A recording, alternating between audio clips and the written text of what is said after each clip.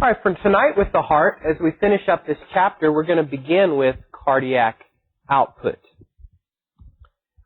Cardiac output is a really cool measurement.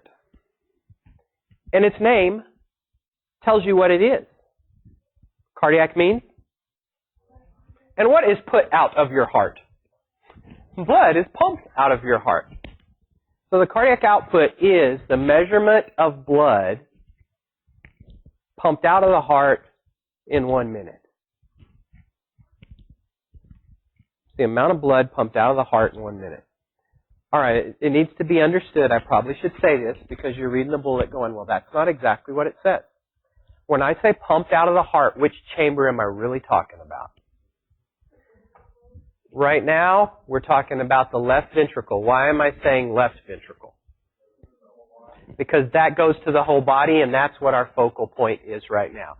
So this, as you see there, it says volume of blood pumped by each ventricle in a minute, but our focus is by the left ventricle right now.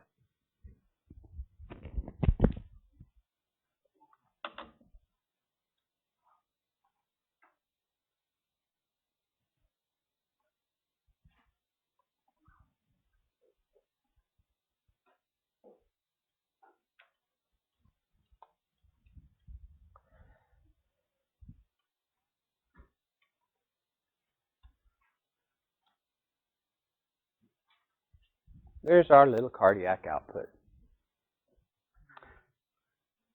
Bet you never guessed I was about to draw a heart. How many hearts have you drawn so far? A lot?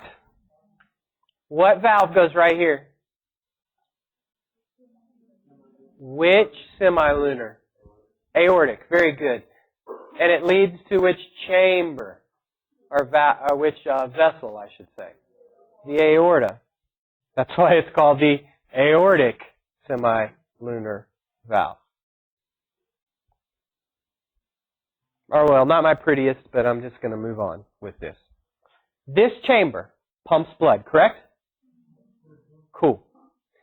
And each time it pumps, do you know how much blood it pumps out on an average person? It's kind of interesting. Watch this. Here's the chamber when it's full. And then after it pumps,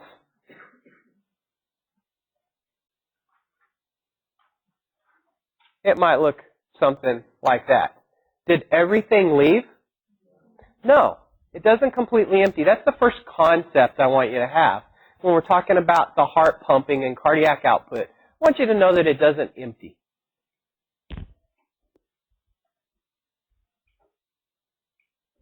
A normal cardiac output is somewhere in the neighborhood of 5 liters per minute. Does anybody in this class happen to remember how much blood an average person has? 5 liters. 5 liters. That means that in a minute, you pump all your blood volume, basically. That's basically what that means. I think that's pretty cool. I don't think we had that concept, that the amount of blood that we have gets pumped through the heart every minute. And that's when we're resting. Well, how do you calculate or figure that? Here's how you do it. Every time the heart beats, it pushes blood out. And then if you just count the number of heartbeats in a minute, you'll get the heart rate. Was I erasing last?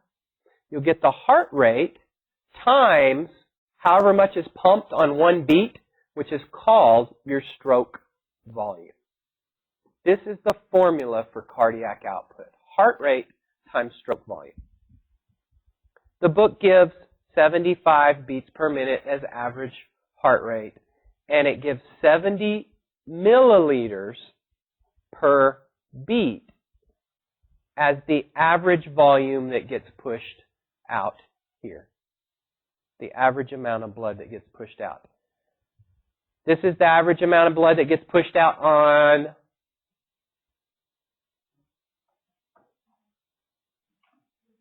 one contraction of a ventricle. That's what I mean by beat. One ventricular contraction. Hey, if you did the math here, it would actually come out to 0.25 liters per minute. Boy, that's pretty close to 5 liters a minute. We're just going to stick with the 5 liters a minute.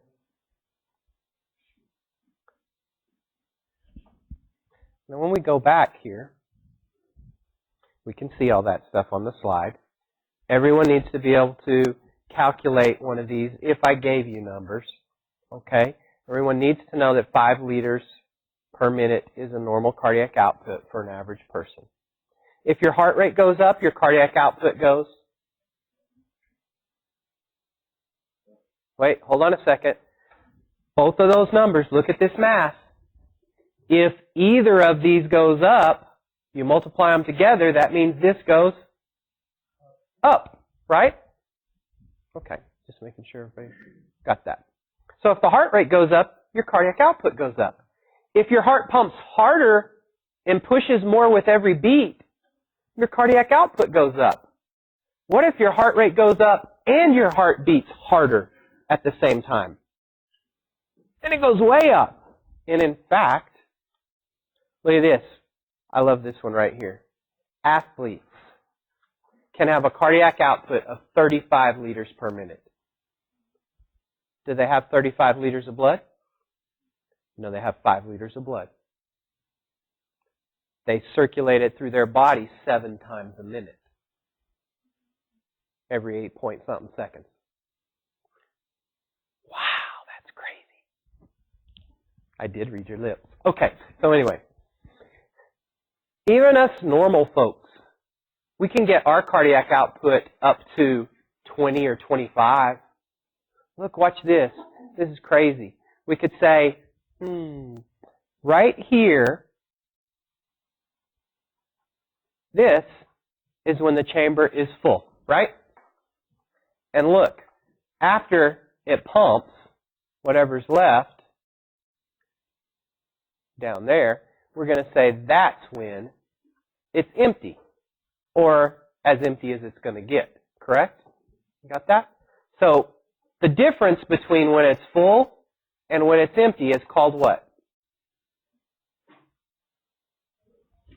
That's what the stroke volume is. That's how much got pumped out. The difference between those two. Of course, this is A&P. We can't call that full and empty. We have to put fancy words on both of these. EDV and ESV, which I don't want to confuse you. Just write them. I'll talk about them in a little bit after we've had time to digest this just a few more seconds. The abbreviation for when it's full is EDV. The abbreviation for when the chamber is empty is ESV. End diastolic volume, end systolic volume. I would never memorize full and empty as that. I would listen to the words and figure it out, and I'll show you how to do that in just a second. So what if your heart rate is 150 beats per minute? What would that do to this number? Exactly. It would double it. Wow. And what if this went up to, let's say 100 milliliters per beat?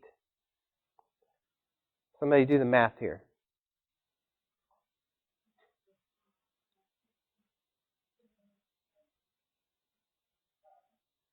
That's why I picked 150 and 100. It's easy.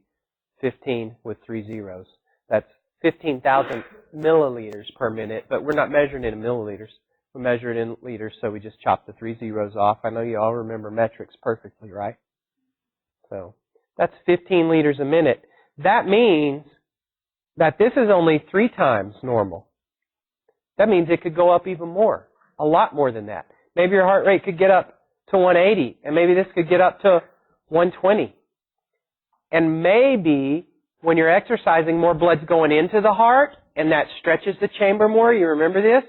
And that causes it to contract harder. Did we do that yet? Nope, it sounds like we didn't. So we'll get to that in a second.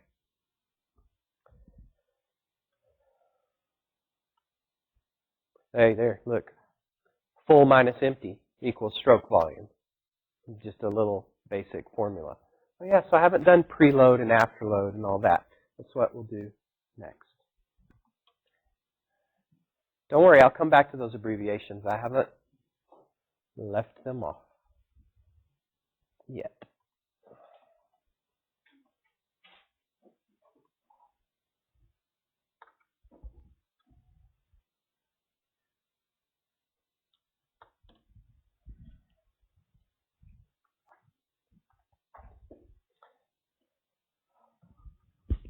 We're going to talk about some different factors that affect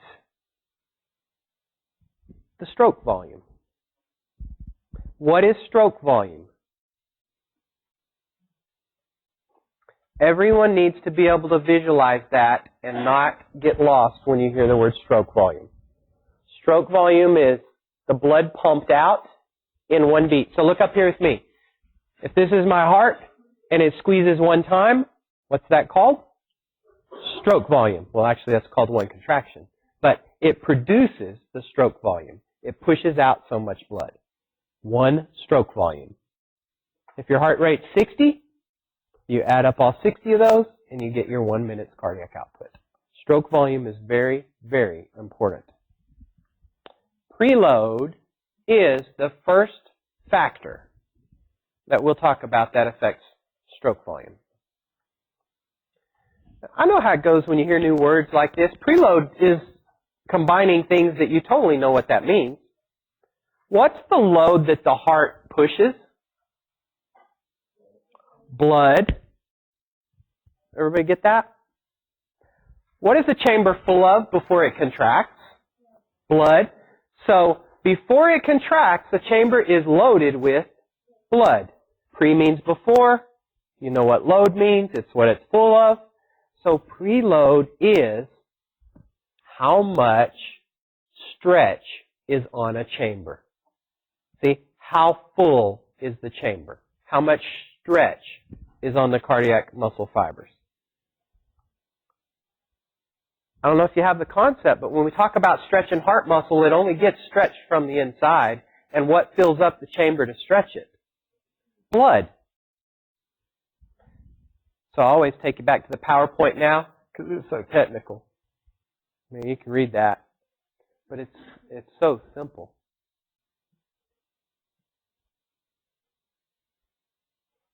When you stretch heart muscle, it contracts with more force. It contracts harder when you stretch it.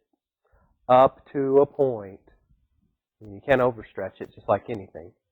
But up to a point, if you stretch the heart muscle, it contracts harder.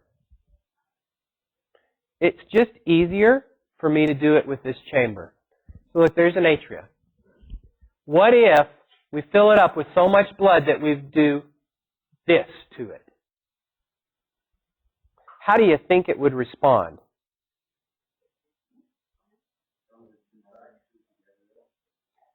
You said it perfect. It would respond with a stronger contraction than normal in order to get the extra blood out. See, that's why it works like that. When you stretch heart muscle, the reason it's made in such a way that it contracts harder is because it needs to be able to pump what comes in it. What goes in must go out.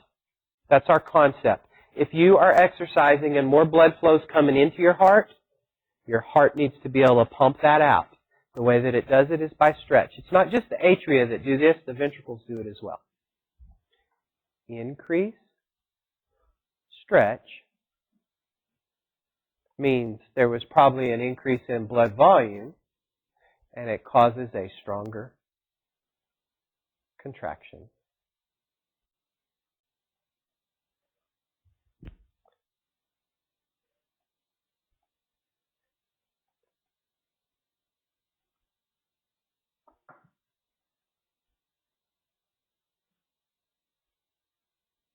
To get the extra blood out.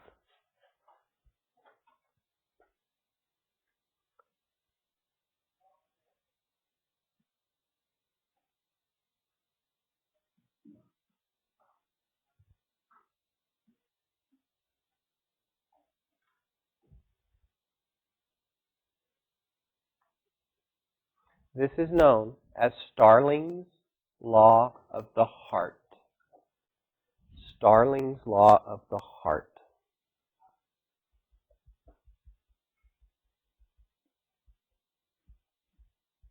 What goes in must go out. Starling's law right here.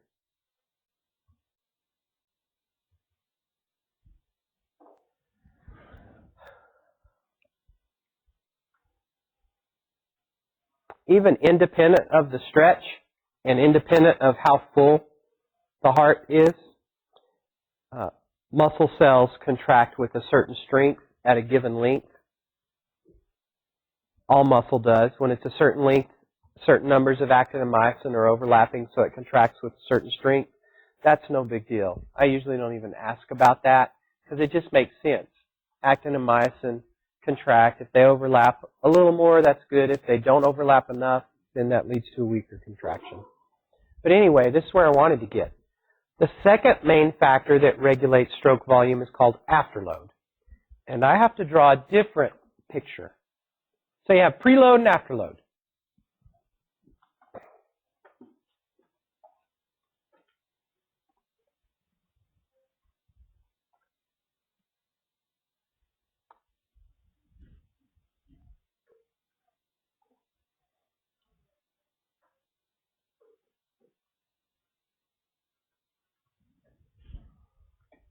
Here's our heart.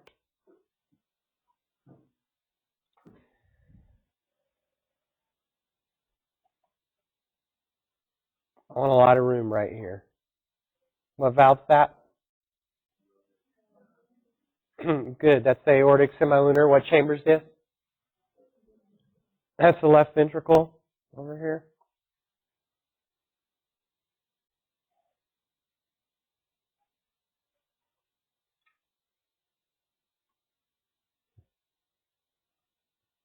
What blood vessel is this? Yeah, there's your aorta. And we'll just do that much of it. Excuse me for right now.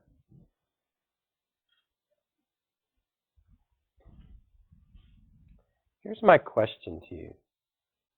How hard does this chamber have to pump just to get blood to move through that valve?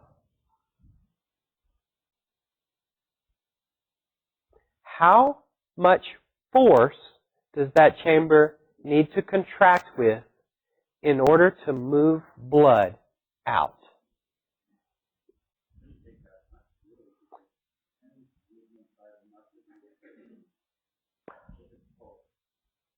But how much force? It's real particular and specific. And it's so logical, you're going to go, oh, why didn't I say that? Oh, it's very specific.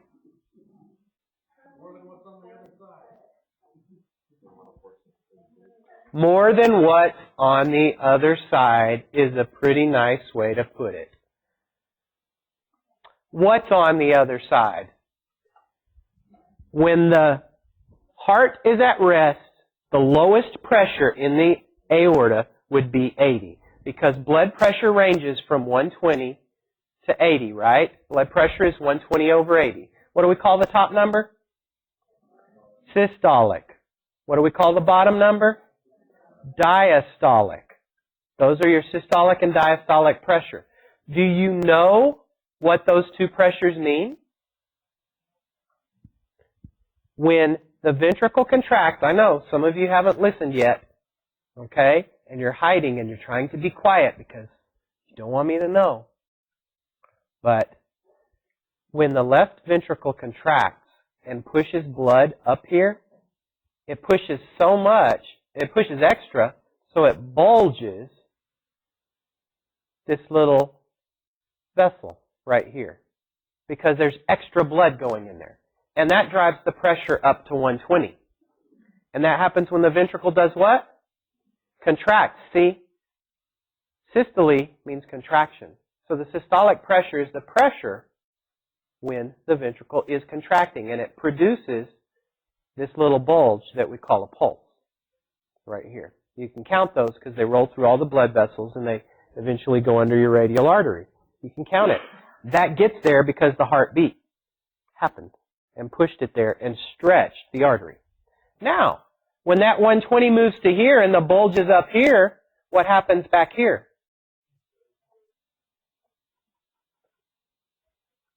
Narrows right back down, and the pressure drops down to 80. Notice we didn't say it dropped to 0. The blood vessels never empty. They always stay full, and the minimal pressure for a normal healthy person will be 80. It might be 70, whatever the number is. So the next time the heart contracts, it must contract with a force that will push the blood greater than 80, or it won't even get out. Does that make sense? If it pushed only enough to create 79 millimeters of mercury pressure here, it could not move out. It has to surpass it. By the way, diastolic is the relaxing pressure, right? So what I just taught you right here is afterload. Afterload is the force that the contraction must overcome to push blood out. It's the force that the contraction must overcome to push blood out. Or we could say, it's how hard the ventricle has to contract in order to get blood out. There's a lot of ways to say it. I never say afterload the same way. I don't have a nice, fancy, neat little rolling definition for you like network of glands, chemicals called hormones, travel through the blood. Riddle me this. If somebody's blood pressure is that number right there, how hard does their heart have to contract in order to just move the blood? Over 170. But let me ask you this question. If their pressure was this, if it just pushed one more, how much blood do you think it would push out? Would it push as much? The harder it contracts, the more it pushes, correct? Oh, so we want there to be some separation in these numbers, don't we? That tells us that the heart is pushing hard enough to get enough blood out. The closer these numbers are, that would tell us the heart's not cutting it. It's not pushing enough out. Do you know what the difference between these two numbers is called? That's called your pulse pressure. I feel like we talked about it, did we? In the lab? No? Pardon? You heard it online? Well, I know I talked about it online, but I did talk about it with some class that I had this week. I thought it was you guys. But that was just last night. I actually thought I did it last week. What's a normal pulse pressure? Look, you subtract these two, right? It's the top minus the bottom. So a normal pulse pressure is 40. By the way, all of these things we have to put units on. I'm being very sloppy here. Unit is always millimeters of mercury. If you don't have a unit, a number doesn't mean what it means. Okay, you can listen to the lab talk to find out why they call it a pulse pressure, but it's pretty obvious. Sometimes they name things so easy and they sound so complex. If you hear pulse pressure, the first time you hear it, you don't know. Everybody knows what a pulse is, though. It's the bounce that goes under your blood, under your fingers, in your blood vessel. We know what it's created by now. The systolic pressure, the contraction, pushes it out. And then when it snaps back or recoils to that, you've felt the bulge and you feel it go back, and that was the pulse. So how much pressure created that pulse? The difference between the pressure when this is bulged, which would be 120, over when it snaps back, which is 80. It took 40 millimeters of mercury to create that normal stretch or pulse.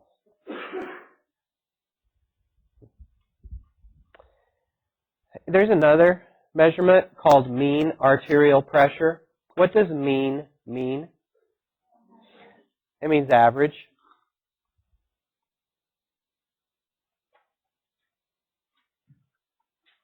The formula is the diastolic pressure minus 1/3 of the pulse pressure. Just write it down. We'll look at it in a second. Diastolic minus 1/3 of the pulse pressure.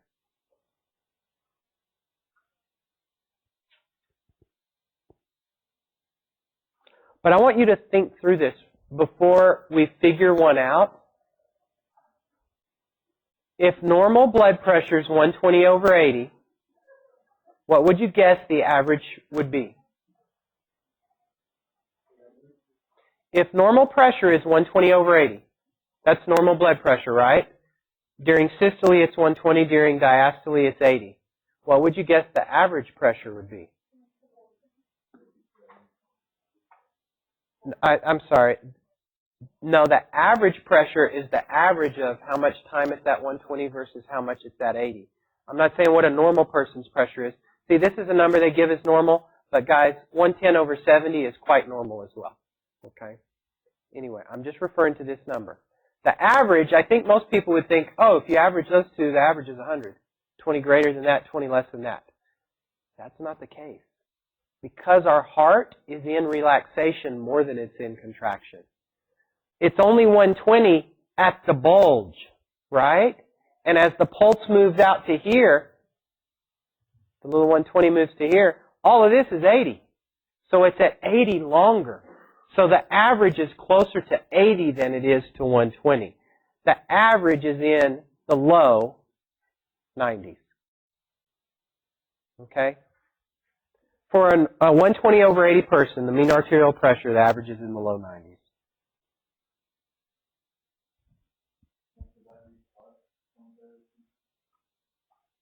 Plus, oh, did I put, yeah. Yeah, it's plus 1/3. Thanks, Josh.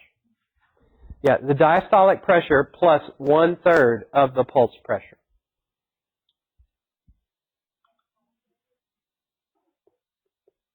I typically don't have people calculate that on a test.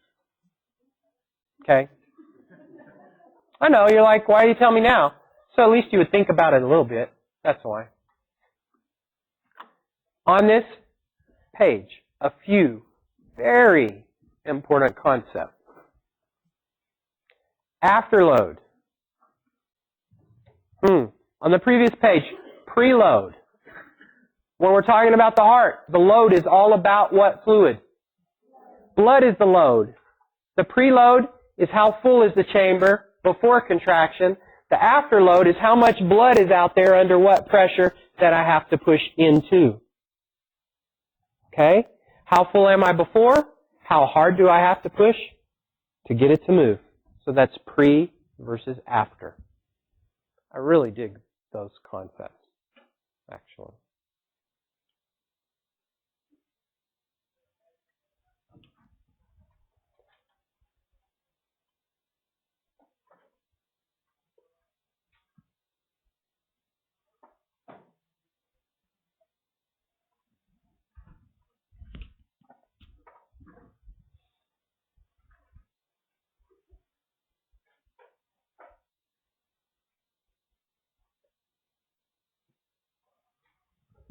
Would you believe that high blood pressure, hypertension increases afterload? Yeah, that's what we just said, right? If somebody's bottom number is 90, now how hard does the heart have to pump to get blood to move? Enough to overcome 90. It has to work harder. See, this is why high blood pressure is so bad.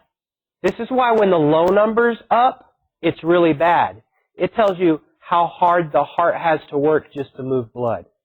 The higher the low number, the harder the heart has to work. Hey, when the top number's way up there, that's bad too, because it tells you other things. It tells you how high the pressure's going. Periodically through history, when we're talking about blood pressure, they'll say, ooh, it's worse if the top number's high. Then they'll say, ooh, it's worse if the bottom number's high. And then they'll say, oh, it's worse if the top number's high.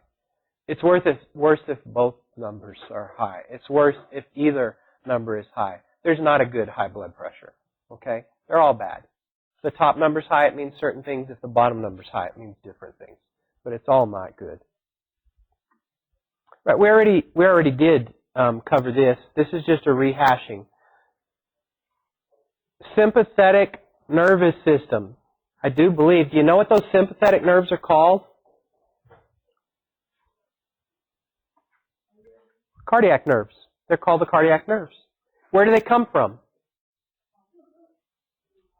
They go to the heart. Where do they come from?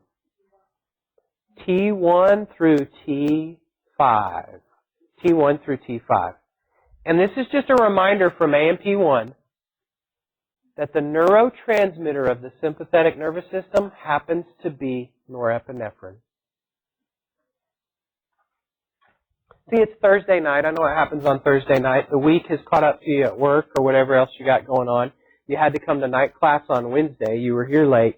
And on Thursday, our brains are just a little more sluggish, a little slow. We've been doing extra stuff. So a topic, after the first 45 minutes of talking, a topic simple like this still makes some eyes cross. All right? Sympathetics do what to heart rate? Raise it. Norepinephrine is like epinephrine and like adrenaline. We know that raises heart rate. You already have mental hooks for this. Don't forget you know that. It's just when it's released from a neuron, we call it a neurotransmitter.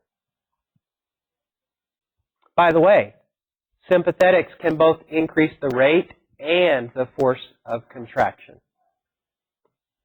Parasympathetics, on the other hand, slow the heart rate and may decrease the force of contraction. It's the opposite. We know how to learn opposites. Own one, understand the other. Everybody knows, I'm sure, parasympathetics do what to heart rate? Slow it down. We even said the SA node likes to fire at 100, but because the parasympathetic nervous system dominates, your heart rate is not usually 100. It's usually slower, like 75. They call this vagal tone. Vagal tone. That means the vagus nerve giving parasympathetic input to a heart, slowing down the heart rate.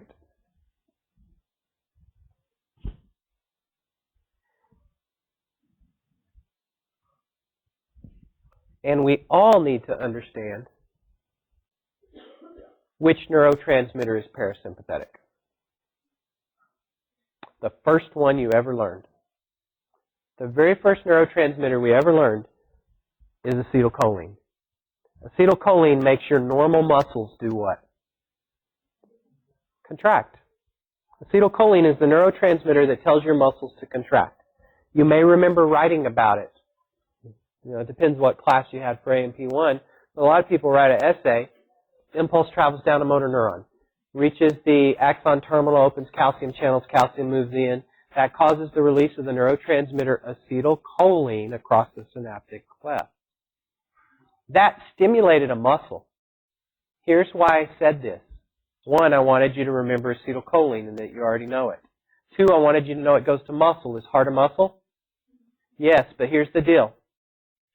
The same neurotransmitter that activates your body muscles depresses your heart because it is released from the parasympathetic nerve to the heart, from the vagus nerve.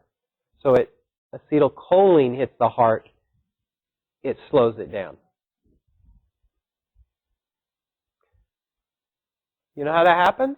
Because you're not going to be releasing acetylcholine to all your muscles and get real active at the same time as the heart. Those different nerves don't release it all at the same time. If you're releasing it to your body muscles and you're getting more active, you would probably shut down the acetylcholine to the heart to help speed it up.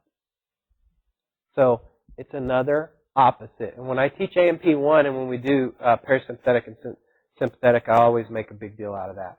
So it makes it easier on some people for AMP2. This says the same thing that we learned earlier. If you stretch a wall, in this case the atrial wall, it stimulates a stronger contraction. What stretches it? Venous return to the heart. Why does it contract harder? To get the blood out. This is just another name for what we said earlier. I've actually never asked this name on the test. I just like to say it again and reinforce what we did last time.